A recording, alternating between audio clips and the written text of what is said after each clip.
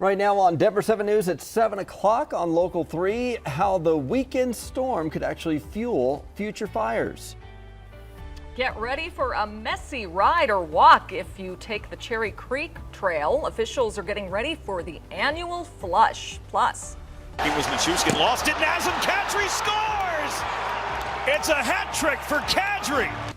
Yeah, not even Hollywood could have scripted this any better. Nazem Kadri scores not once, not twice, but 3 times after facing threats from Blues fans. And because he did not back down, the Avs are a win away from advancing. We do have some breaking news to start, though, of a police shooting along I-70. Yeah, this is impacting traffic along I-70 east of Denver near the town of Watkins. We know the suspect is in critical condition right now. We don't know if the officer involved in this was injured. We are working to get that information. Let's get over to traffic expert Jason Luber, though, because the interstate is seeing some backup there, Jason. Oh, yeah, about a mile of a backup right now as folks are trying to make their way around it. So this is the area we're talking about. Here's E470 right there. Here's Powhatan Road right here. And then this is the little road of Air Park. And this is where we've seen I-70 closed down for when we have bad storms out to the east. This is where usually eastbound I-70 gets closed down. And the detour actually takes you along the little frontage road, which is Colfax Highway 36. Takes you right up into the town of Watkins, goes down the little spur back here to I-70, and then off you go. That detour route is going to take you about 10 minutes. Once you get to it, it's going to take a lot longer just because traffic is now backed up in that area. You could actually exit E470, take the frontage road over to Air Park, and then work your way around that detour right now. From the camera over there, you can actually see how traffic is now starting to back up here at Powhatan. So it's going to be a delay, unfortunately, for these folks. It's usually about 2 or 3 minutes through there, and now it's going to be much longer. The rest of the drive is pretty standard for you here this morning. No other big problems here in town. You can see some of the heavier traffic here and there. Coming up in just a minute, I'll take a look at the High Country Drive because, Lisa, we've had closures of I-70 up in the Eisenhower Tunnel, Silverthorne area, but traffic is starting to ease up there right now. Yeah, it's snowing just days before, well, the start of the holiday weekend. We're looking at some pretty wet conditions out west. Right now at 7:02, you can see a little mix of sun and clouds here in town. Temperatures are at this point in the low 40s for the most part. We're going to see, well, temps about 20 degrees below normal today. Skies will clear out tonight, and then we're going to be near 90 by Friday. So there is a big change on the way here within the next 24 hours. We're going to see temperatures climb rapidly. Tomorrow, closer to 70.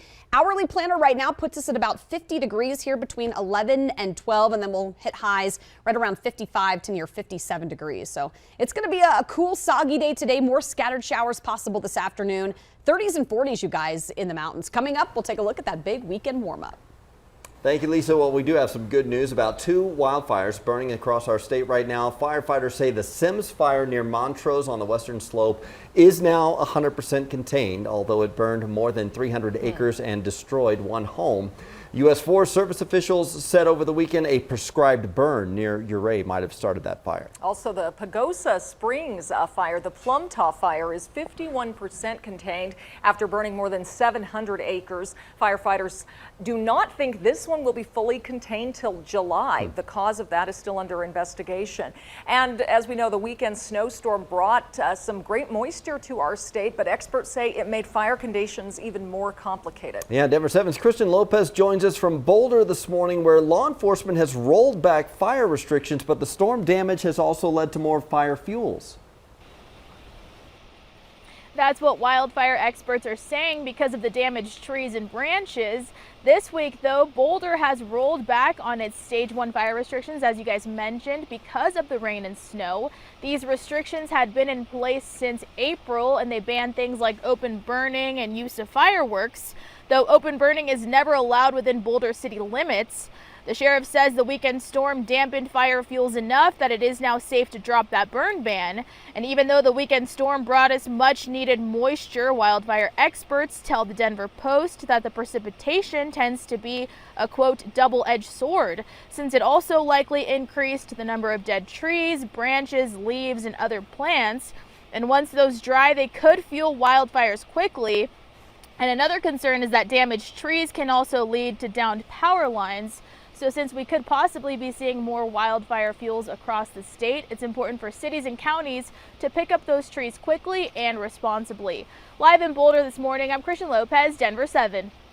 Well, right now the Forest Service is suspending prescribed burns across the country because of the extreme fire danger and unfavorable weather conditions. The agency will conduct a review ahead of planned operations in the fall.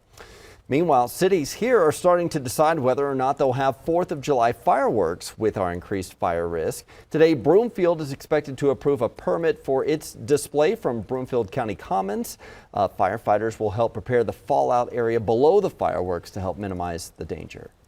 Heads up if you plan to go out for a walk or bike ride along the Cherry Creek path today. Denver 7's Veronica Costa joins us to explain why it could get pretty messy out there. Veronica. Yeah, the Cherry Creek bike path probably looks normal right now, but it's going to look completely different by the end of the day. And that's because you said it. It's flush day, meaning the path will be flooded later on. So this does happen every single year.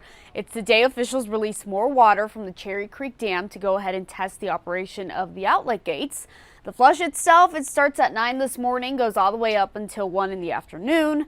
Now this area not going to flood right away. It does take about 6 hours for the water to reach the Champa Street Bridge downtown.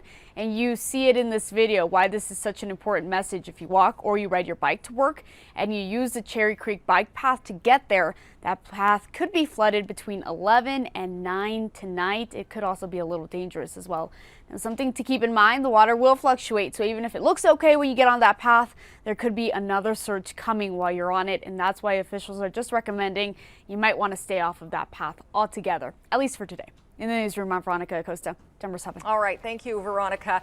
The FDA is preparing to consider Pfizer's new pediatric COVID vaccine as well as a vaccine from Moderna for kids under 5 in a matter of weeks. It comes as new COVID cases are up.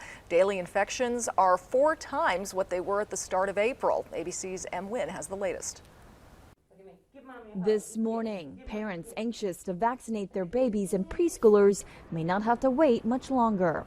Good girl. Pfizer says for children under 5, its 3-shot vaccine is 80% effective against symptomatic COVID-19. It's also just a tenth of the dose for those 12 and older. Now it'll be up to the FDA in June to determine if this antibody response is sufficient enough to protect against severe illness and hospitalization. On top of reviewing Pfizer's vaccine for America's youngest in mid-June, the FDA is also considering Moderna's vaccine for children under 6 years old. For now, Moderna is still testing a 3rd shot after data shows 2 shots for kids under 6 had an efficacy of just 51% or less. For some parents, an authorized vaccine can't come soon enough. This mom enrolling her 2 kids in the Pfizer trial. If they had the placebo, they'll immediately get the treatment shot. I know many parents of children under 5 that are just really drained and exhausted and feel alone in this process of having to determine what is safe for their family.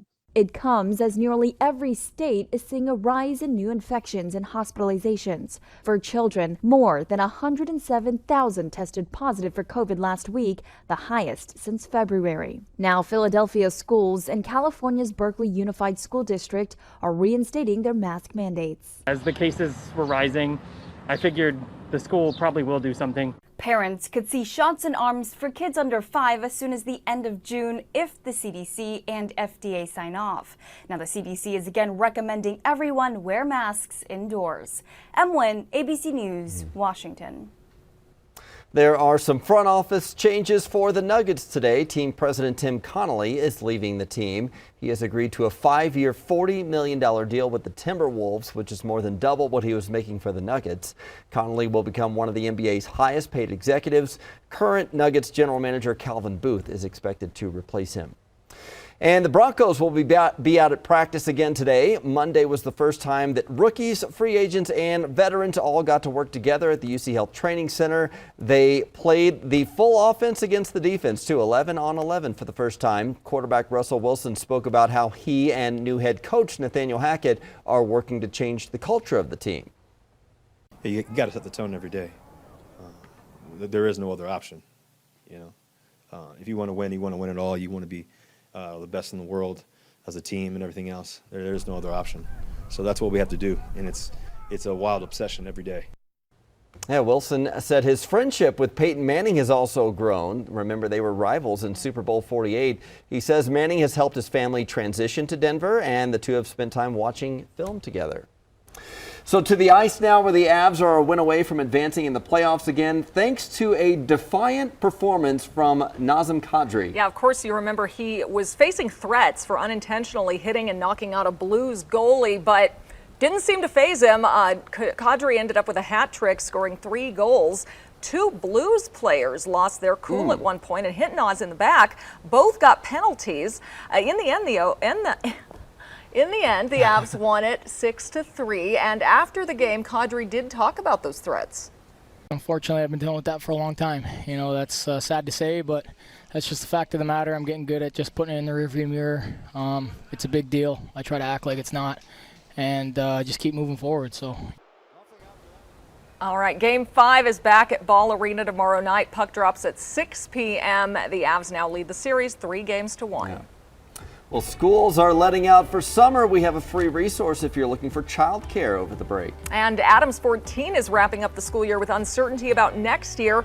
I'm sitting down with the district superintendent ahead of a meeting today that will officially strip the district's accreditation.